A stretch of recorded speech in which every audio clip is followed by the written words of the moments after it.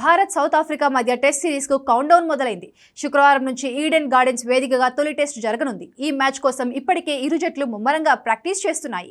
అయితే భారత తుది జట్టుపై క్లారిటీ వచ్చేసింది. అంతా అనుకున్నట్టుగానే తుది జట్టులో ఇద్దరు వికెట్ కీపర్లు ఉండబోతున్నారు. రిషబ్ పంత్ కీపింగ్ బాధ్యతలు తీసుకోనుండగా జురేల్ స్పెషలిస్ట్ బ్యాటర్ గా ఆడనున్నాడు. కోచ్ రాన్ డస్కాటే దీనిపై క్లారిటీ ఇచ్చేశాడు. పంత్, జురేల్ ఇద్దరు తొలి టెస్ట్ ఆడతారని చెప్పాడు. గత వారం రోజులుగా భారత తుది జట్టులో ఇద్దరు వికెట్ కీపర్లపై తీవ్ర చర్చ జరుగుతోంది. ప్రధాన వికెట్ కీపర్ గా పంత్ను, బ్యాకప్ గా జురేల్ ను సెలెక్టర్లు ఎంపిక చేశారు. అయితే జురేల్ సౌత్ ఆఫ్రికా ఏ జట్టుతో జరిగిన అనధికారిక టెస్ట్ లో దుమ్మురేపాడు. 2 ఇన్నింగ్స్ లోనూ శతకాలు బాదాడు.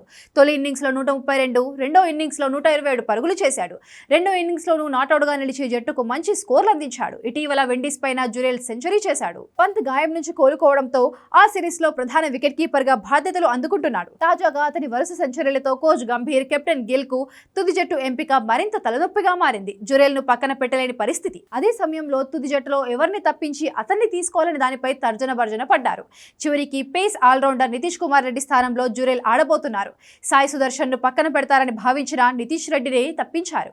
తొలి టెస్టు తుది జట్టులో నితీష్ కు చోటు దక్కకపోవడంపై బీసీసీఐ కీలక నిర్ణయం తీసుకుంది. ఈ ఆల్రౌండర్ ను భారత్ సౌత్ ఆఫ్రికా ఏ జట్టు సిరీస్ కోసం ఎంపిక చేసింది. దీంతో నితీష్ రెడ్డి, తిలక్ వర్మ కెప్టెన్సీలో సౌత్ ఆఫ్రికా ఏ జట్టుతో జరిగే అనధికారిక పరిమిత ఓవర్ల సిరీస్ లో ఆడనున్నాడు. సాధారణంగా తుది జట్టులో ఇద్దరు వికెట్ కీపర్లు ఉండడం చాలా అరుదు.